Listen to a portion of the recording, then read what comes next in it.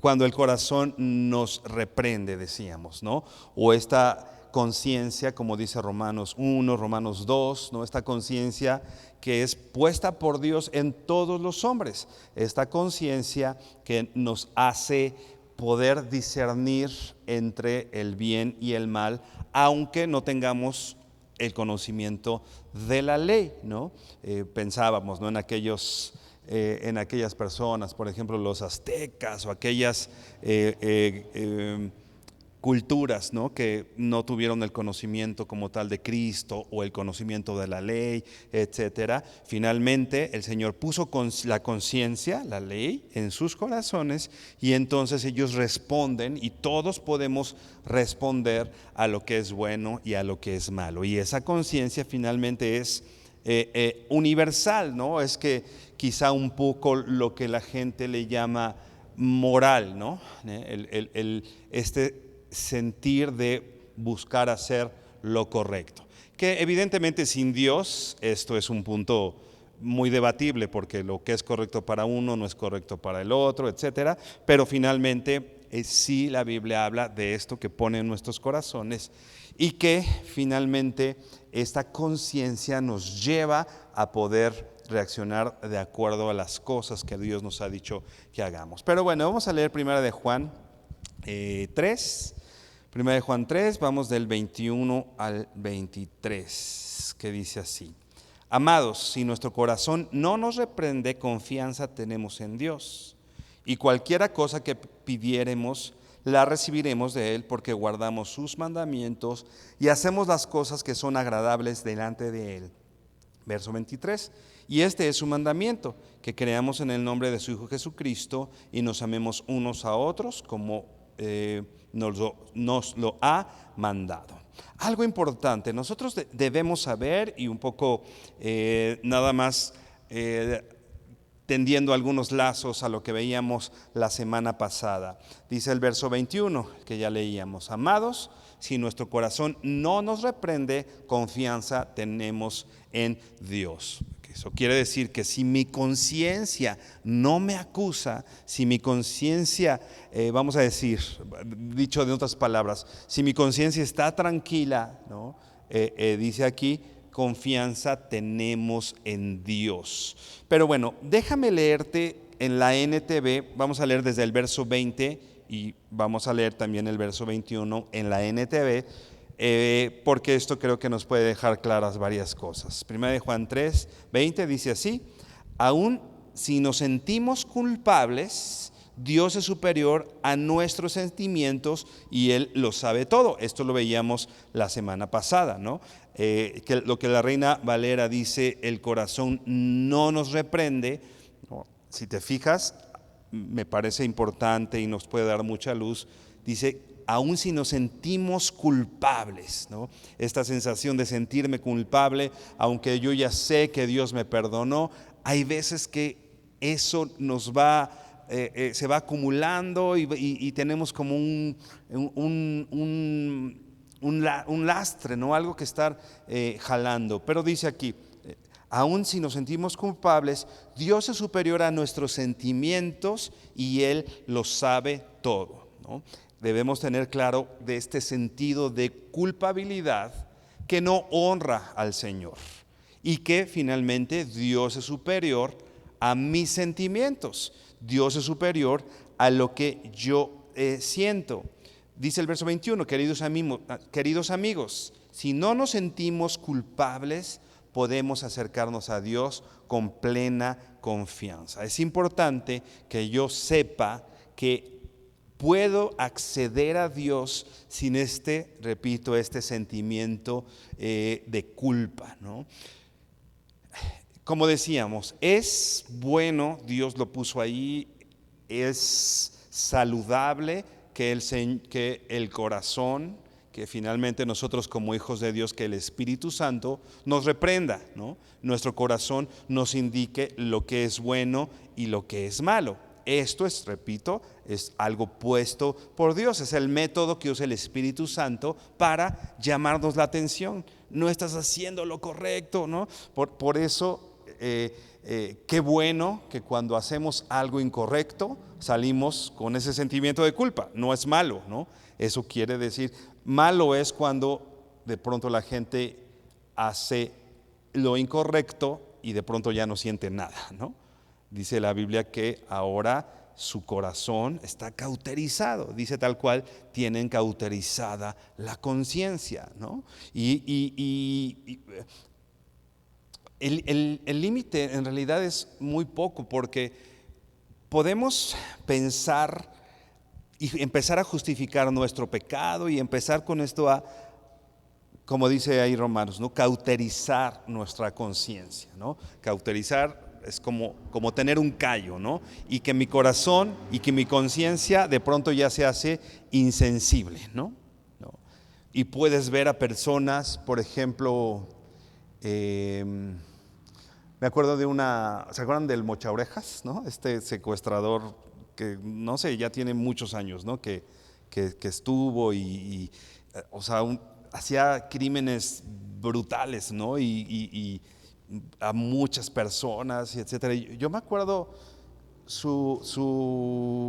una entrevista que le hicieron cuando lo llevaron preso, que le decían, ¿por qué lo hacías? Y su respuesta fue, porque puedo. Ya ni siquiera decía por dinero, porque tenía necesidad, sino le preguntaban, ¿por qué hacías todos estos crímenes brutales? Y su respuesta era, porque puedo, ¿no? Porque tengo el poder para hacerlo, ¿no? Y me acuerdo que el reportero le pregunta, ¿y Dios? Y él responde, pues que me perdone, para eso está, ¿no? O sea, una persona ya totalmente con la conciencia cauterizada, ¿no? Que no tiene en absoluto temor de Dios, que por supuesto nosotros tenemos que estar vigilantes ante estas actitudes, ¿no?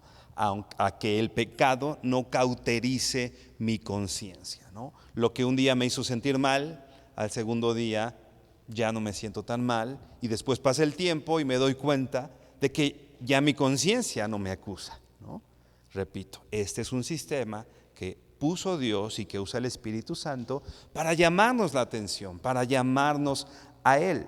Pero hay un momento en que esta reprensión en nuestro corazón sí se convierte en un problema, cuando este sentimiento en nuestra vida es mayor que el Señor, es mayor que Dios, por lo que estamos leyendo en 1 de Juan 3. Nosotros sabemos que Dios es mayor que mis sentimientos. Dios es mayor que mi sentimiento de culpa, ¿no?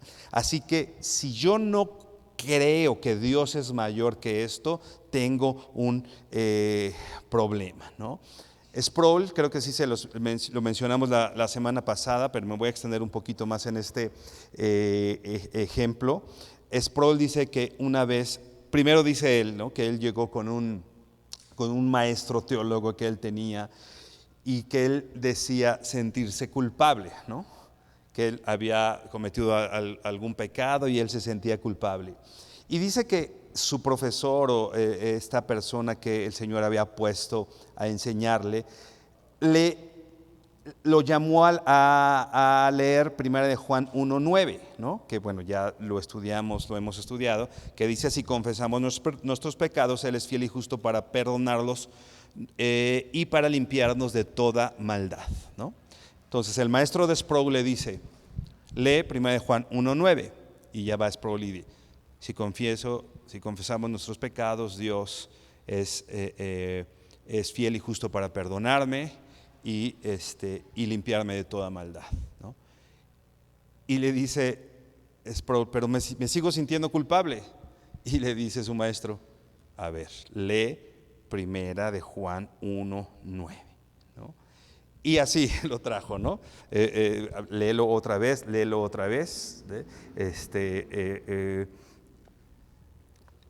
y dice, y la última vez, pero es lo que acabo de leer, ¿no? Acabo de leer 1 de Juan 1:9. Y el ministro le dice, lo sé, ¿no? O sea, sé que lo acabas de leer. Y entonces ya dice, entonces fui entendiendo que justo en este verso, con estas palabras, me puede quedar claro lo que Dios dice estamos leyendo que Dios es más poderoso, ¿no?, que mis sentimientos. ¿Y qué dice Dios que va a hacer si yo le confieso mi pecado? Dice que Él es fiel y justo para perdonarme. Definitivamente debo tener una actitud antes que esto. Es confesar mi pecado. Dice la Biblia que el que confiesa su pecado y se aparta va a alcanzar perdón. El problema es cuando no confesamos el pecado, ¿no? Cuando seguimos considerando que yo hice las cosas bien y no es pecado. El que confiesa su pecado y se aparta. Y Dios es fiel y justo para perdonarnos y limpiarnos de toda maldad. Y dice Sproul, me quedé con esto y me quedó clara la enseñanza que me quería dar este maestro. Dice, una vez llega una mujer después de tiempo que estaba batallando con la culpa y me dice lo mismo, ¿no? Pastor, siento culpa, tengo sentimientos de culpa. Y le dice, lee Primera de Juan 1:9, ¿no? Y ya lo lee la hermana, ¿no? Pero sigo sintiendo culpa. Y Sproul le dice, lee Primera de Juan 1:9 e hizo lo mismo, ¿no? Y la mujer insistía, pero sigo sintiendo culpa. Entonces, y bueno, Sproul le dice, pero el Señor ya dice que te perdonó, porque Él es fiel y justo para perdonarte y para limpiarte. Pero sigo sintiendo culpa. Y entonces Sproul le dice a esa mujer, entonces, por favor, arrodíllate y pídele perdón a Dios.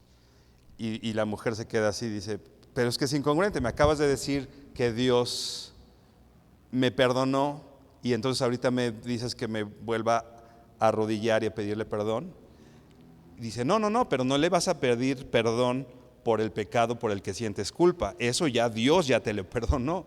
Ahora le vas a pedir perdón por tu soberbia, porque tú crees que lo que sientes es más grande que Dios, ¿no?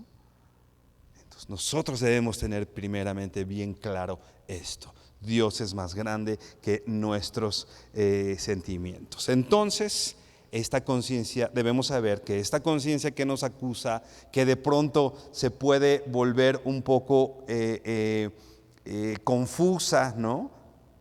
Dios es más grande que todo esto.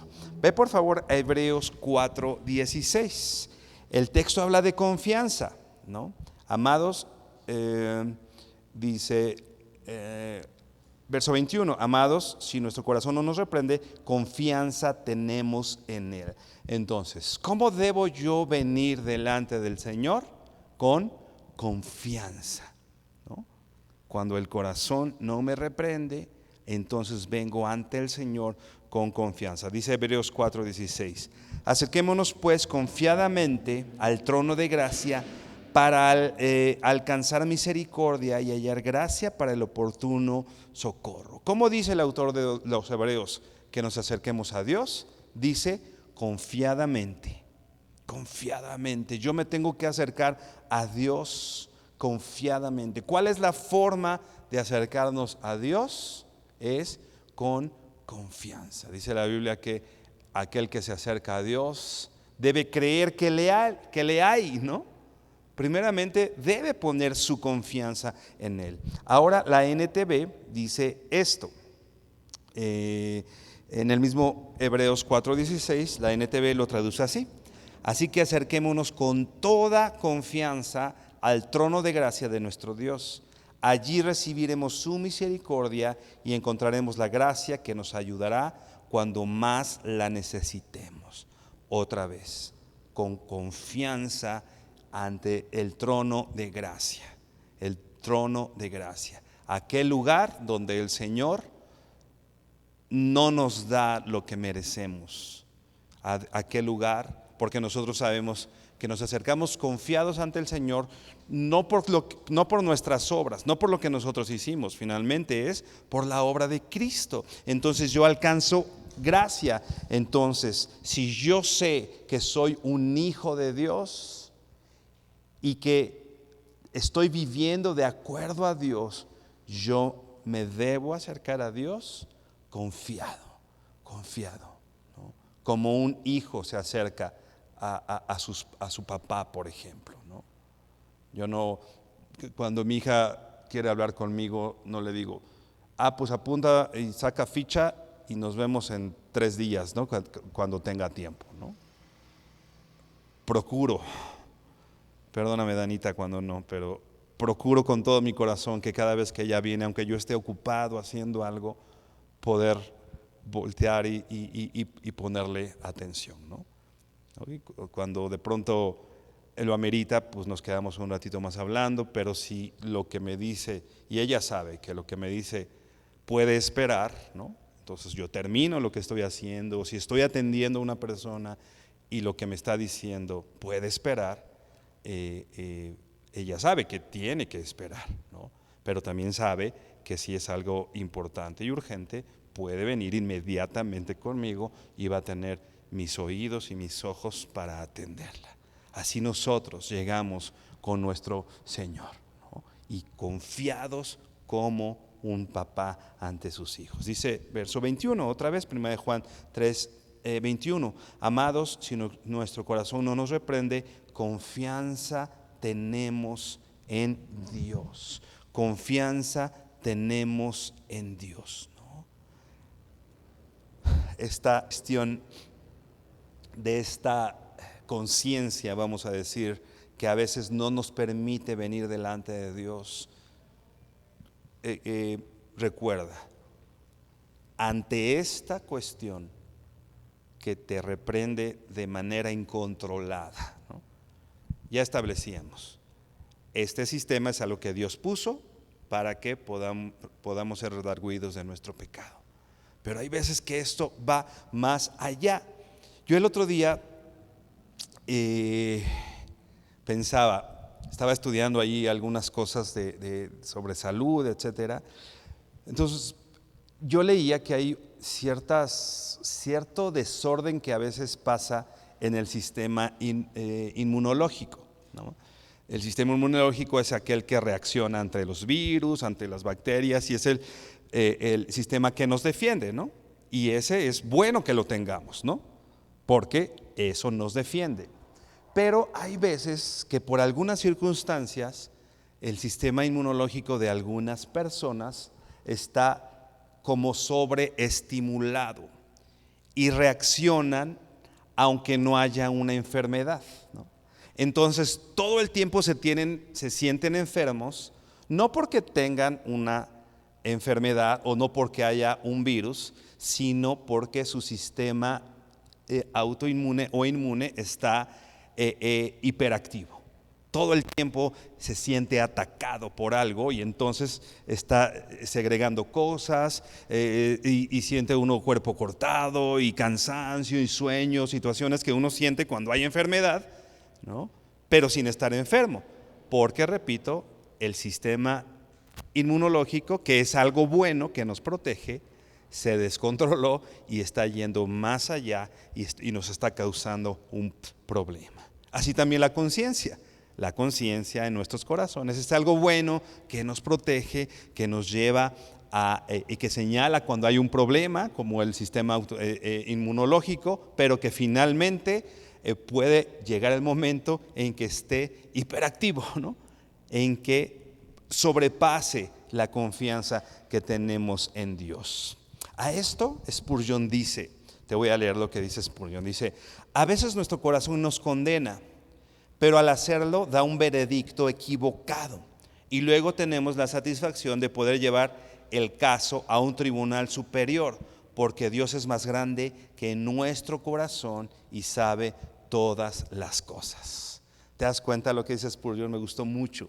A veces mi corazón está dando un veredicto equivocado. Y cuando mi corazón se está equivocando, entonces yo voy a un juez más grande, a un juez mayor y un juez más justo. Y entonces yo puedo entrar confiadamente ante el trono de Dios, como leíamos en Hebreos, a presentarles nuestro caso. Ahora ve por favor a Hebreos 10. Vamos a leer Hebreos 10, 19, ahí mismo en Hebreos.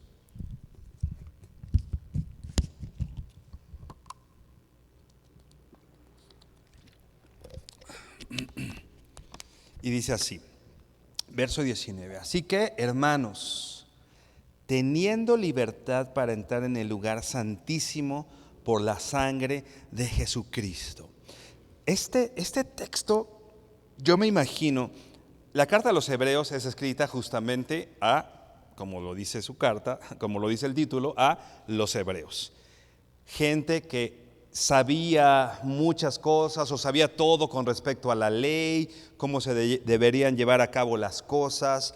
Entonces, el verso 19 es una bomba, porque ¿quién podía entrar al lugar santísimo? ¿Te acuerdas? Solamente los sacerdotes, solamente. Una vez al año el sacerdote podía entrar, y si te acuerdas, le amarraban unas campanitas, porque si entraba con algún pecado por ahí, iba a caer muerto. Entonces, cuando dejaban de sonar las campanitas y entraba amarrado, ¿no? Dejaban de sonar las campanitas, entonces lo sacaban, ¿no? Ahora sí, con los pies por delante, ¿no? Porque había muerto por la santidad de Dios. Entonces lo que está diciendo aquí es una locura y es un milagro. Así que, hermanos, teniendo libertad para entrar al lugar santísimo, le está diciendo a las personas que creían esto y que habían crecido y por generaciones el lugar santísimo, nadie puede entrar, solamente pueden entrar los sacerdotes y con una amenaza de muerte, ¿no? Ahora el autor de los Hebreos les está diciendo: tienes libertad para entrar en el lugar santísimo. O sea, ahora puedes ir a donde está Dios. Y como te decía, como un padre. No se podía, nadie, cualquier persona del pueblo no podía pretender entrar al lugar santísimo. Llevaban sus sacrificios y ya los sacerdotes los presentaban por ellos. Pero ¿te imaginas esto? Y ahora nosotros, ¿no? Gentiles, tenemos libertad para entrar al lugar santísimo. Hermano, esto es emocionante, ¿no? Esto es un milagro, ¿no? Tú hoy en la noche, mañana en la mañana, puedes levantarte y entrar libremente al lugar santísimo, a la presencia de Dios, por la sangre de Jesucristo.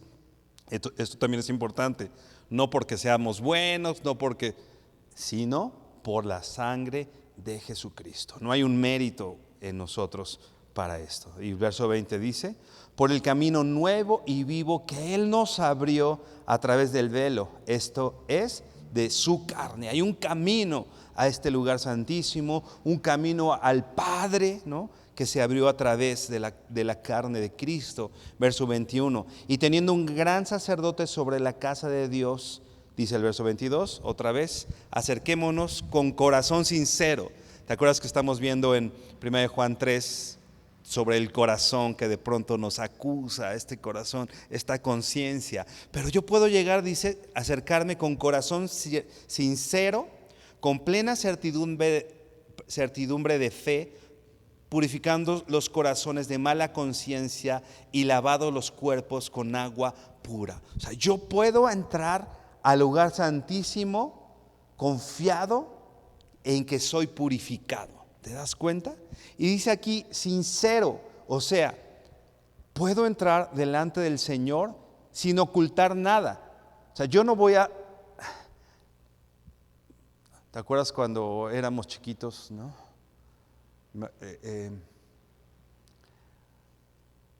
Mi mamá y mis papás trabajaban, y de pronto cuando ellos llegaban del trabajo, sobre todo en periodos vacacionales, ¿no?, que nos quedábamos un ratito mis hermanos y yo solos en casa, y si se rompía algún algo, ¿no?, el clásico fútbol en la sala de la casa o cosas así, ¿no?, que rompías algo, pues hacías todo lo posible y lo escondíamos abajo de los sillones, ¿no? Hacíamos todo lo posible para... Entonces, cuando llegaba mi mamá, no nos podíamos acercar con corazón sincero, ¿no? ¿Cómo están las cosas? ¿Cómo les fue? Bien, mamá. ¿Todo bien? Sí, ¿no? Ese no es un corazón sincero. Pero dice la Biblia, el autor de los Hebreos, que me puedo acercar con corazón sincero, o sea, sin ocultar nada delante del Señor. El que confiesa su pecado Si confieso mi pecado, voy a hacer, como ya leíamos Juan 1:9, ¿no? El perdón de nuestros pecados y limpio.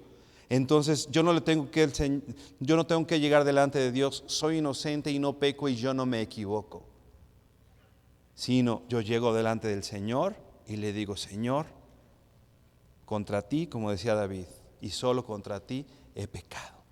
Pero yo tengo la confianza y plena certidumbre que soy purificado de mi mala conciencia y que mi cuerpo es lavado con agua pura.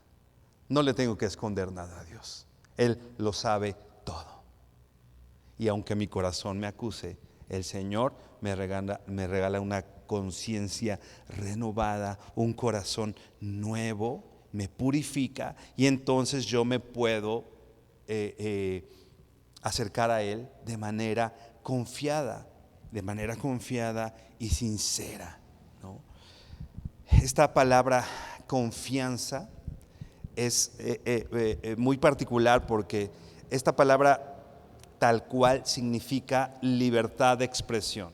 Lo que se traduce aquí en Hebreos como confianza, lo que se traduce en Primera de Juan 3 como confianza, literalmente quiere decir libertad de expresión. Entonces, apoya lo que estamos diciendo. Yo llego ante mi Padre y puedo expresarme y puedo ser quien soy. No tengo que esconderme delante de Él, no tengo que justificar las cosas delante de Él. Yo puedo decirle: Señor, he pecado contra ti. ¿Sabes qué, Señor? Le contesté bien feo a mi esposa, maltraté a mi familia. ¿Sabes qué, Señor? Mentí.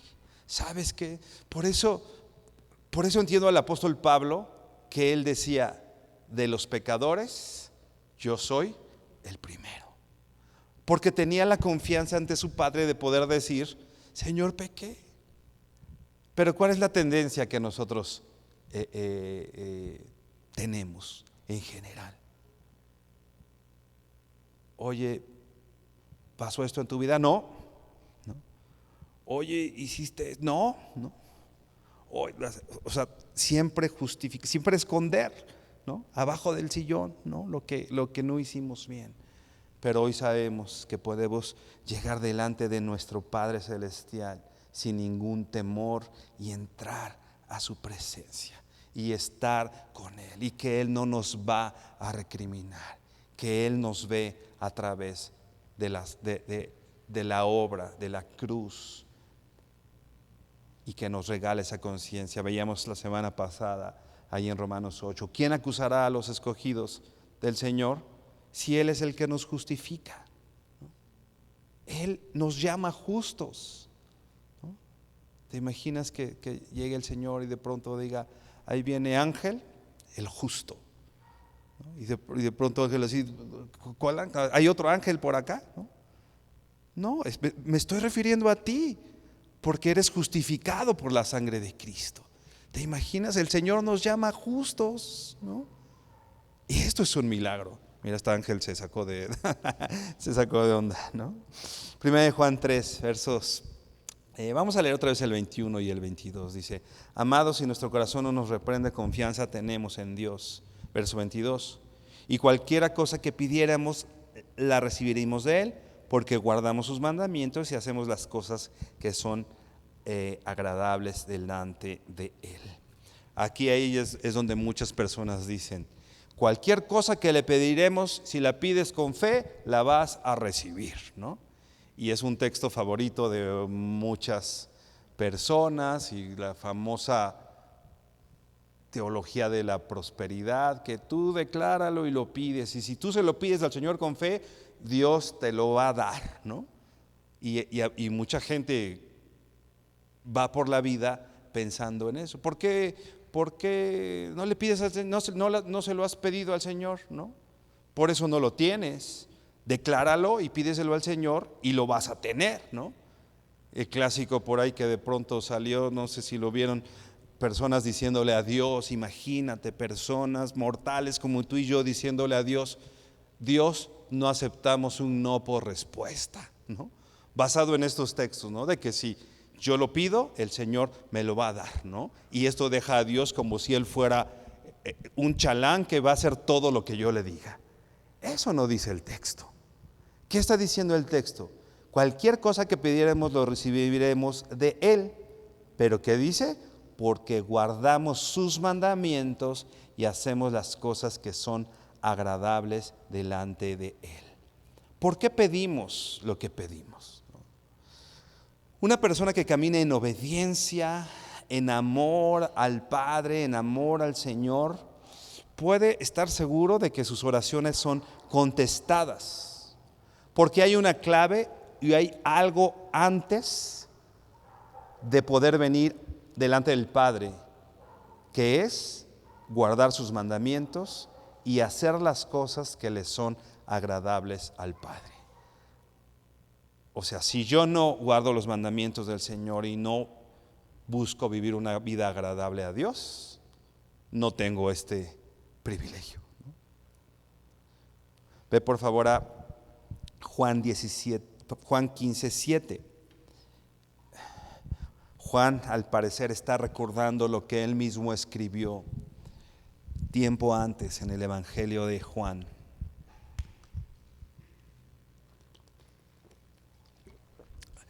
Palabras de Jesús, donde dice, Juan 15:7, si permanecéis en mí y mis palabras permanecen en vosotros, pedid todo lo que queréis y os será hecho.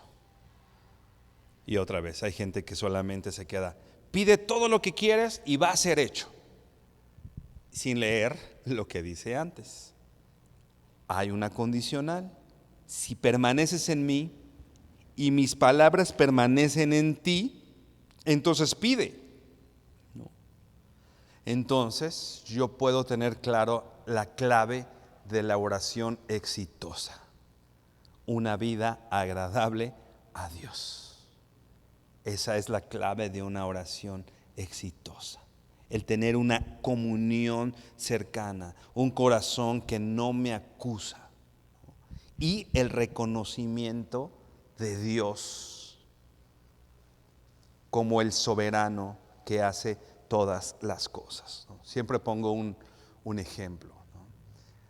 Cuando nosotros estamos orando, por ejemplo, si podemos recordar el Padre Nuestro, ¿no? Donde dice, Padre nuestro que estás en el cielo, hágase tu voluntad, ¿no? Venga tu reino, hágase tu voluntad. La oración no es, Padre nuestro que estás en el cielo, hágase mi voluntad. Pero ¿no te parece que muchas de nuestras oraciones son, Padre nuestro que estás en el cielo, hágase mi voluntad, ¿no? Y hasta si el Señor no nos contesta así de inmediato, nos desilusionamos de la oración. Pero ya oré, ¿no? El ejemplo al que hacía referencia, ¿no? Nosotros cuando oramos, oramos en el nombre de Jesús. Si yo, no sé si ya he puesto aquí ese ejemplo porque habitualmente lo he puesto en varias ocasiones, pero si yo mando a mi hija de 10 años a la tienda y le digo, ve a la tienda y hacerme este mandado. Llega y dile al tendero que me apunte ahí en mi cuenta y apunte lo que... Pero si mi hija llega, me manda mi papá. Ah, ok, ¿qué te pidió tu papá? Un gansito, 7 dubalines, una lechita de chocolate y 7 Kinder Sorpresa. ¿El tendero le va a creer que su papá le mandó esa lista? No puede decir, vengo de parte de mi papá, ¿no? ¿No te parece que nosotros muchas veces que oramos en el nombre de Jesús estamos pidiendo lechitas de chocolate, dubalines y chetos, ¿no? No es una oración que haría Jesús, no es una oración que haría nuestro Padre.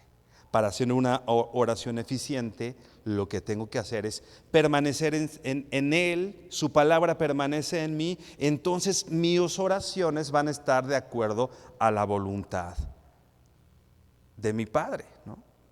Que dice la Biblia, no tienes porque no pides. ahí en Santiago, ¿no? Y si pides, pides mal, porque solamente estás pidiendo para tus deleites. Muchas veces es cierto, ¿no? Llegamos delante del Señor a pedir por nosotros, por nuestros deleites, para nosotros. Como decía Jesús, venga tu reino, hágase tu voluntad. Esa es la oración. No es hágase mi voluntad, es hágase tu voluntad.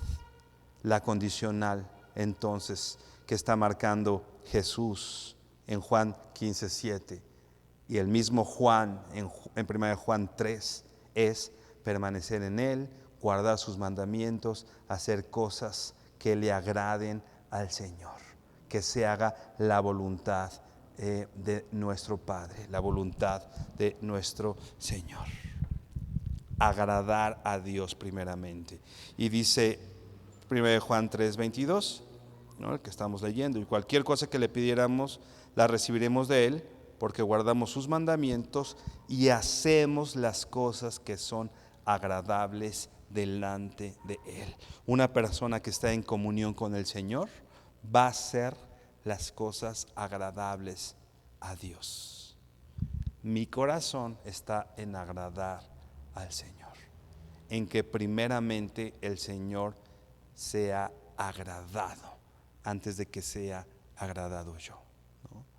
Me llama, bueno, por último, vamos por favor a Romanos 12. No lo traía en mente, pero creo que nos puede servir. No sé por qué, no, Romanos 12. Ay, no está jalando acá, pero ya. Dice, así que hermanos, el verso 1, os ruego por las misericordias de Dios que presentéis vuestros cuerpos en sacrificio vivo, santo, agradable a Dios, que es vuestro culto racional. No os conforméis a este siglo, sino que transformaos por medio de la renovación de vuestro entendimiento, para que comprobéis cuál sea la buena voluntad de Dios, agradable y perfecta. Muchas veces decimos esto, ¿no? Hablamos de que la voluntad de Dios es buena, agradable y perfecta, ¿no? La buena voluntad de Dios, en la cual yo sé que puedo encontrar agrado en la voluntad de Dios, ¿no? Y que es perfecta. Pero para que yo llegue al punto de que la voluntad de Dios me agrada, antes tengo que pasar por esta progresión que acabamos de leer. ¿Qué tenemos que hacer para que encontremos agrado en la voluntad de Dios? Dice, os ruego por las misericordias de Dios. Primero, reconocer las misericordias de Dios que ya te ha dado. Cuando nosotros llegamos delante del Señor, debemos llegar agradecidos por las misericordias que el Señor ya ha tenido con nosotros. El Señor ha sido misericordioso con todos nosotros. Por esas misericordias, dice, presenta tu cuerpo en sacrificio vivo. Presenta tu cuerpo en sacrificio. Y cuando dice presenta tu cuerpo en sacrificio, está haciendo alusión a cuando se trae un animalito, ¿no?, a ser presentado y que va a ser sacrificado, o sea, dispuesto a morir, ¿no? Presenta tu cuerpo en sacrificio, primero dice vivo, un sacrificio vivo. Santo, esta palabra santo tiene muchas implicaciones, pero la palabra santo en resumen, y es lo que yo al estudiar este texto y particular esta palabra aquí, quiere decir con mucho cuidado. Incluso esta palabra santo se usa tratando de expresar lo que una mamá, particularmente una mamá gallina, ¿no?, hace cuando calienta y empolla a sus pollitos, ¿no? Cariño, amor, afecto, calor.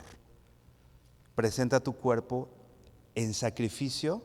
Al decir santo, le está diciendo un sacrificio cuidadoso, si yo le doy a mi esposa de regalo quiero agradar a mi esposa, pero llego con un bajo eléctrico.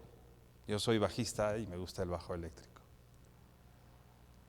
¿Es un regalo en el que mi esposa se va a agradar? Pues no. Oye, te va a encantar. O sea, estoy poniendo cuidado, atención en sus gustos para darle lo que a ella le gusta. No, le estoy dando algo que yo quiero finalmente, ¿no? Entonces esta cuestión de santo es un regalo, un sacrificio hecho a la medida de Dios, pensando en lo que le agrada a Dios. Y después dice, agradable a Dios. ¿Cómo es mi sacrificio? Agradable a Dios.